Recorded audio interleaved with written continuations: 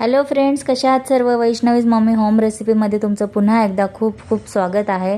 तर आज मी बनवत आहे मस्त असे रसरशीत गुलाबजामुन. तर हे मी मिक्स पॅकेट जे मिळतं चितळेचं त्यातून ते घेतलेलं आहे आणि त्यातून हे गुलाबजामुन मी बनवत आहे.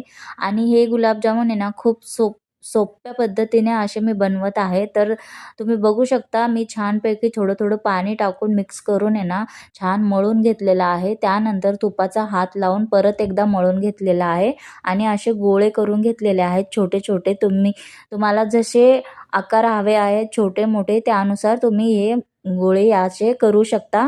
त्यानंतर आहे ना गरम तेलामध्ये मध्यम आचेवर तुम्ही हे गोळे तळून घ्यायचे गुलाबजामुन. हे बघा तुम्ही बघू शकता अशा पद्धतीने तळून झाल्याच्या नंतर इकडे आपण आता पाक करायला घेऊया. आता गॅसवर मी कढई ठेवलेली आहे. यामध्ये आपण आहे ना पाणी टाकायचं. आपण अर्धा किलो असे चितळेचं ते पॅकेट घेतलं होतं त्यासाठी 4 ते 5 वाट्या पाणी टाकायचं आणि 2 वाट्या साखर टाकायचं.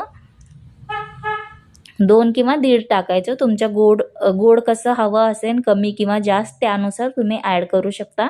त्यानंतर मी इथे 2 इलायची टाकलेले आहे. तुमच्याकडे केसर असेल तर ते ॲड करू शकता यामध्ये.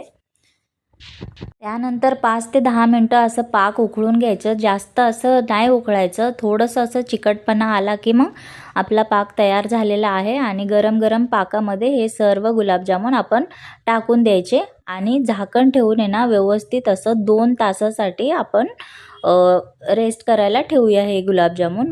म्हणजे जास्त असं मऊसूद आणि पाक त्यामध्ये पूर्ण जातो. आता झालेले आहेत 2 तास. तुम्ही बघू शकता मी काढून बघतीये किती छान असे गुलाबजामुन झालेले आहेत.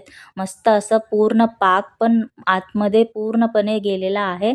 तर हे गुलाबजामुन तुम्हाला कसे वाटले कमेंट करून नक्की सांगा. Like share subscribe. Bye bye.